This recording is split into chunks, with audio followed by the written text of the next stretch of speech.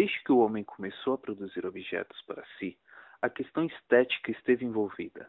Até mesmo a colher utilizada pelas mais antigas civilizações possuía em seu desenho, mesmo que de forma inconsciente ou pouco pensada, a intenção do belo. Até a primeira Revolução Industrial, esse caráter do desenho das peças dependia do gosto e habilidade dos artesãos. As peças mais elaboradas eram exclusivas à nobreza.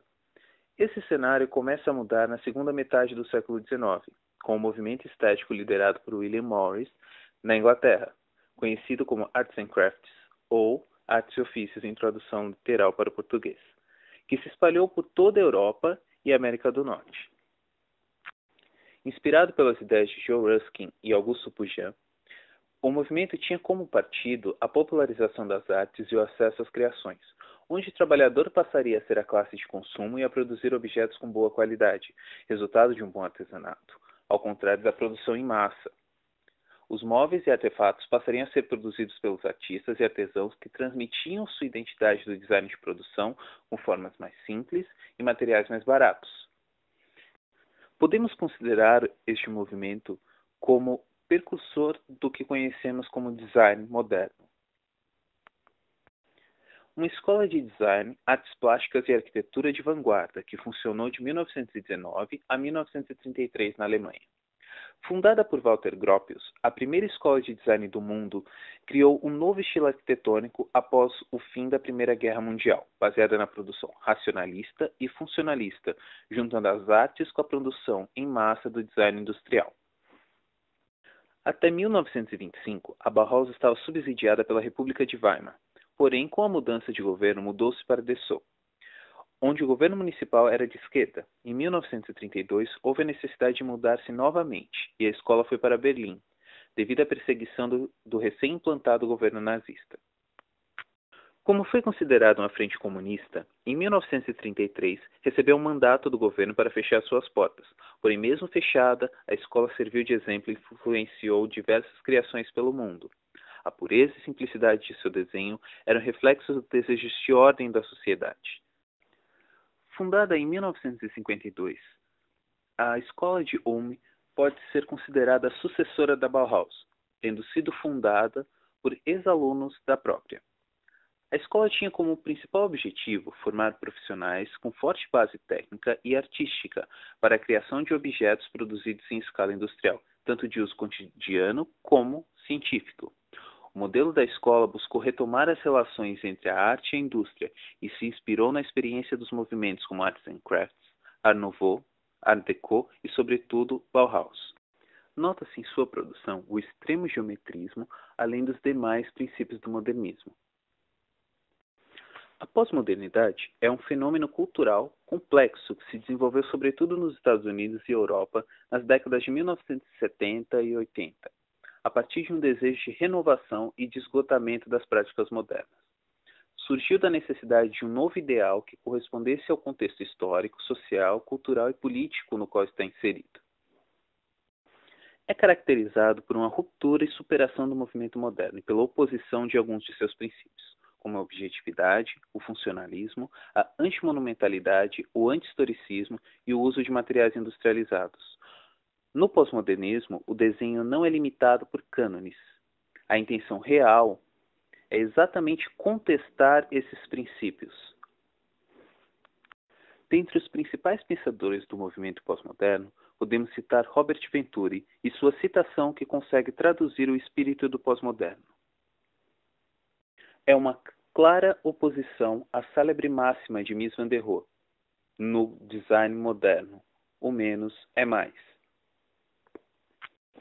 Charles Jencks, outro importante teórico do pós-modernismo, afirma que o movimento se baseia na seguinte verdade: o objeto deve atrair tanto o gosto erudito como popular, deve ser interessante de maneiras diversas para pessoas diferentes, ou para uma mesma pessoa, trazer diferentes sentidos, polimorfismo, multivalência, pluralismo, são palavras-chave do pós-moderno.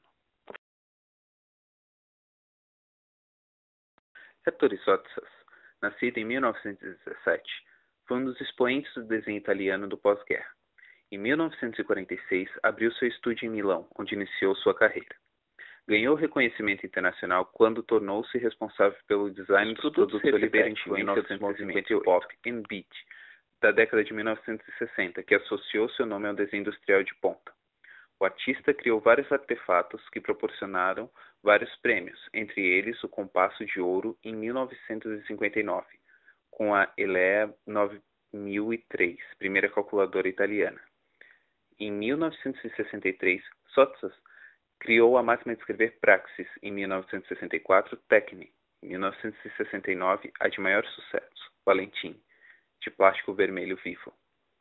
Sobre essa última, escreve pela revista Habitare em 1969. Chama-se Valentine e foi inventada para ser utilizada em toda parte, exceto no escritório.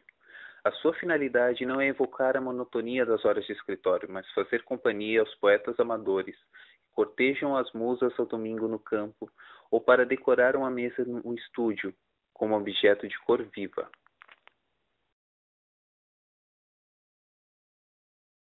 Em 1970, criou a Síntese 45, cadeira de escritório em cores vivas, de modo que a alegria penetrasse no ambiente de trabalho. Juntamente com jovens arquitetos Alessandro Medini, Michele De Lucchi, Andrea Branzi, Aldo Cibicchi e Nathalie Dupasquier, Sottsass expôs suas criações do Estúdio Alquimia, fundado em 1976 em Milão. Se tornou ponto de encontro da vanguarda pós-radical com jovens arquitetos e designers. Em 1981, Sottsass e um grupo internacional de jovens arquitetos e designers se uniram para formar o Grupo Memphis, movimento anti-design que caracterizou o estilo pós-moderno e que reuniu designers preocupados em produzir objetos e mobiliário que servissem ao debate sobre o design contemporâneo. A primeira exposição do grupo ocorreu na Feira do Móvel de Milão, em setembro de 1981, e se repetiu todos os anos até 1988, quando o grupo se desfez. Suas peças com cores fluorescentes, superfícies lisas, formas intencionalmente assimétricas e padrões irregulares foram recebidas como um dos maiores exemplos do pós-modernismo no design e nas artes. Mesmo com sua dissolução, o grupo Memphis influenciou muito o design pelo mundo afora. Apesar de todas as contradições, permitiu ao design se liberar de sua vocação unicamente utilitária. Alguns dos conceitos propostos ainda permanecem, como o uso de cores fortes e contrastantes em móveis e utensílios, e também do uso do plástico. Ettore Sottsass faleceu em Milão aos 90 anos, em dezembro de 2007. Philippe Starck, nascido em Paris em 1949, é um designer e arquiteto francês conhecido pelo seu desenho leve e contemporâneo, pelo uso de materiais incomuns, releitura dos objetos do cotidiano e por repensar e remanejar o habitual. Suas peças são estilizadas, releituras, ou não, com aspectos orgânicos e de linhas finas. Utilizam pouco material, porém de grande impacto e elegância. Com mais de 3.000 projetos em produção e mais de 300 prêmios, Karen Rashid trabalha em diversos países com seus produtos de luxo e design inovador. Suas peças decoram restaurantes, hotéis, universidades, revistas, residências, além de permanecer em exposições e galerias de artes por todo o mundo. Com cores marcantes e formas características, a identidade do artista é marcada de maneira harmônica. Fazer design é como contar uma história. Tem um começo, um meio e um fim. O designer vai além da função e da forma. Hoje em dia traz também a emoção, mesmo porque senão seria realmente entediante. Nascidos no interior de São Paulo, Humberto, formado em Direito, e Fernando em Arquitetura e Urbanismo, fazem sucesso pelo seu trabalho com design inovador. Foram os primeiros brasileiros a expor suas peças no acervo do MoMA, em Nova York.